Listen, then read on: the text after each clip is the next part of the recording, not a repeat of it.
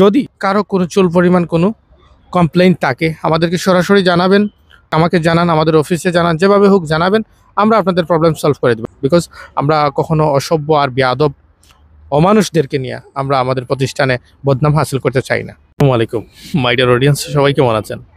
আমি আপনাদেরকে সেদিনও বলেছি, আজকেও বলছি, আর্মেনিয়া আমরা সম্পূর্ণ টাকা পৌঁছার পরে নিচ্ছি। কাতার, দুবাই, ওমান, সৌদি আরব, বাহরাইন, অর্থাৎ এই সকল দেশ থেকে কিন্তু আর্মেনিয়ার ভিসা অনারেবল হয়।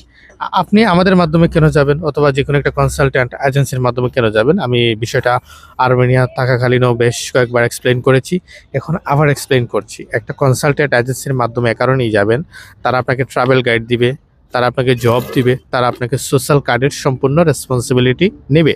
এজন্যই আপনি যে কোনো একটা দেশে তাদের মাধ্যমে যাবেন, ঠিক আছে? তবে আমাদের কাছে বিশেষ ফেসিলিটি হচ্ছে আপনি সম্পূর্ণ টাকা দিচ্ছেন পৌঁছার পরে, ঠিক আছে? আর কাতার থেকে আমরা আরও যে সকল কাজ করতেছি, কাতার থেকে সেনজেন প্রসেসিং আমরা করতেছি, 14 থেকে 15 দিন নিচ্ছি সময়। তারপরে হচ্ছে আমরা কাতার থেকে ইউএসএর প্রসেসিং করতেছি। আচ্ছা, যাই হোক, ইউএসএর প্রসেসিংয়ের জন্য আমরা 1.5 থেকে 2 মাস সময় নিয়ে থাকি, ঠিক আছে? এখন কাজের কথা পরে বলি। এখন আসুন, আমাদের সাথে যারা বিজনেস করেন, আমাদের এজেন্ট আছেন অথবা অ্যাপ্লিকেন্ট, আমাদের কাস্টমার আছেন, আমরা কন্টিনিউয়াসলি তাদেরকে ফলো করি, তারা আমাদেরকে ফলো করেন। কাস্টমারের বাহিরে যারা ফেসবুকে লেখালেখি করেন বা এটা তো আমরা কখনো দেখব না, বিকজ এটা আমাদের কাস্টমারও কখনো দেখে না।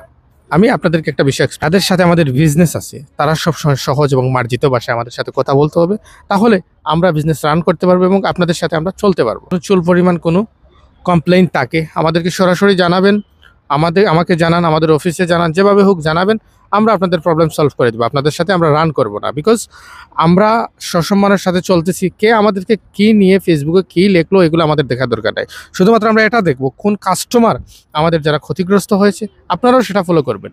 যদি কেউ ক্ষতিগ্রস্ত হয়ে থাকে তাকে আমার সামনে এনে হাজির করাবেন, অথবা আমাদের অফিসিয়ালি যারা দায়িত্ব আছে তাদের সামনে হাজির করাবেন, তাহলে আমরা তার সমস্যা সলভ করব। কিন্তু এভাবে যদি কেউ ফেসবুকে লিখে আর এটা সেটা পাইকারি বলে ফেলে, পাবলিকলি বলে, তাহলে তো হলো না। মানুষ তো অনেক কিছু বলতে পারে, মানুষ তো আপনার ভালো জিনিস, আপনি ভালো কোরআন তিলাওয়াত করতেছেন ইত্যাদি, এগুলো নিয়েও সমালোচনা করবে, বিকজ দুনিয়াতে আমাদের এগুলা দেখার কোনো প্রয়োজন আমি মনে করি না বিশেষ করে। সো যাই হোক, যারা আমাদের সাথে বিজনেস করবেন, যারা আমাদের সাথে আমাদের সার্ভিস নেওয়ার চিন্তাভাবনা আছে, আগ্রহ আছে, ঠিক আছে, শুধু আমাদেরকে ফলো করবেন, এর বাহিরে কোনো কিছু ফলো করবেন না। দেখবেন আমরা আপনাদেরকে কী সার্ভিস দিতে পারি, আমরা আপনাদের সাথে কি যা কমিটমেন্ট করেছি তা কি রাখতে পারলাম নাকি রাখতে পারলাম না, সেটা সরাসরি আমাদের সাথে আপনি কথা বলবেন, তাহলে আমরা আপনার প্রবলেম সলভ করব। বাইরে যেয়ে কথা বলার কোনো মানে নেই, ঠিক আছে?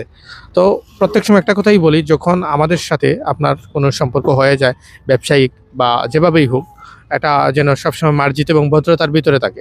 আর বাহিরে যদি কখনো করার চিন্তাভাবনা করেন, তাহলে আমাদের সাথে রান করার দরকার নাই। বিকজ আমরা কখনো অসভ্য আর বেয়াদব অমানুষদেরকে নিয়ে আমরা আমাদের প্রতিষ্ঠানে বদনাম হাসিল করতে চাই না। ভালো থাকবেন, সুস্থ থাকবেন, আল্লাহ হাফিজ।